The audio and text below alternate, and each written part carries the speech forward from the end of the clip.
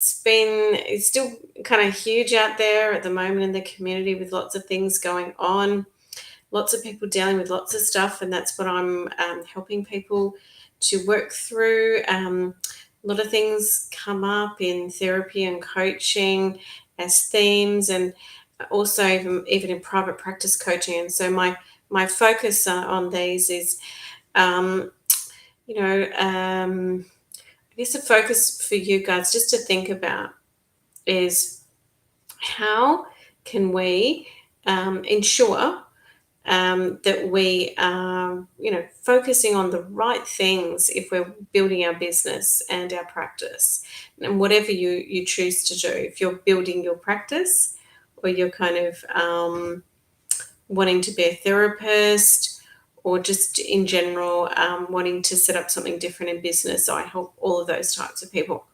So thanks for lending me your ears. I've been doing some of these check-ins and then doing some follow-up, I guess, almost summary points and tips, and they're over on my Instagram page and feed. And so you might want to go over, and I've been putting some of them up on LinkedIn as well. So first up is just something to think about is, do you have a business plan or a practice plan or something like that? I mean, if you don't, that might be something to think about. And if you've got a business plan, do you plan even a year, 2, 3 years out? And obviously, with COVID and other things happening, it's kind of sent shockwaves through the industry.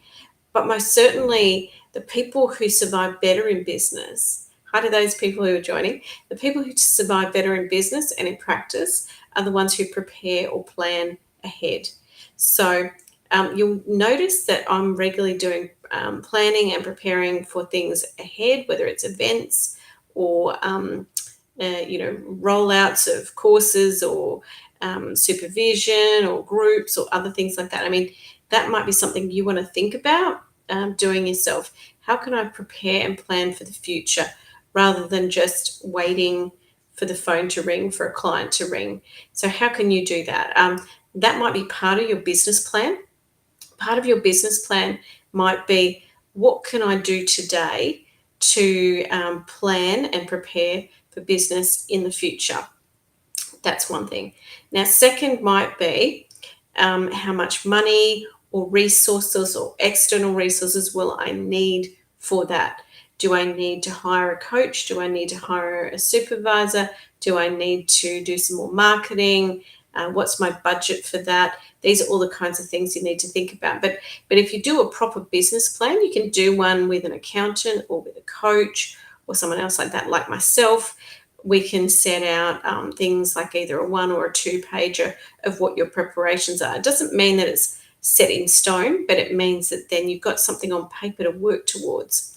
So I just thought I'd leave you with that. Like, and if those people who've joined want to comment or ask any questions, by all means you can.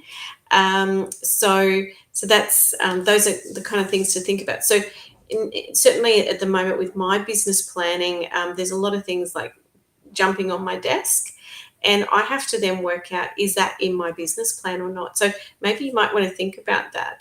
And for some of you, it might be just, am I going to see clients with trauma, or am I going to see relationship therapy clients, or am I going to see clients in domestic violence or mental illness situations or scenarios? That's fine. A business plan is not necessarily just about making money. It's also about which kind of clients do you want.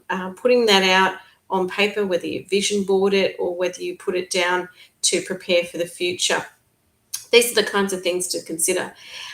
So at the end of the day, you yourself know best what kind of work you want to work in, and that's part of your plan, and that's also part of the other side of it around who do you want to come into your field, and then how much you need to charge.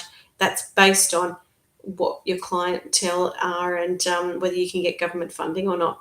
So these are all the things for you guys to think about. I hope you had a great long weekend. or weekend. It wasn't even long, sorry, but oops. The long weekend's coming up in a couple of weeks. It's on my head, on the tip of my tongue and the top of my head. Shows I'm a little bit tired. It's off to bed, I toddle. I hope you've had a good weekend. And for those of you in America, it'll be the end of Saturday or early Sunday. And good night to those people in Australia. I'll see you tomorrow. Bye.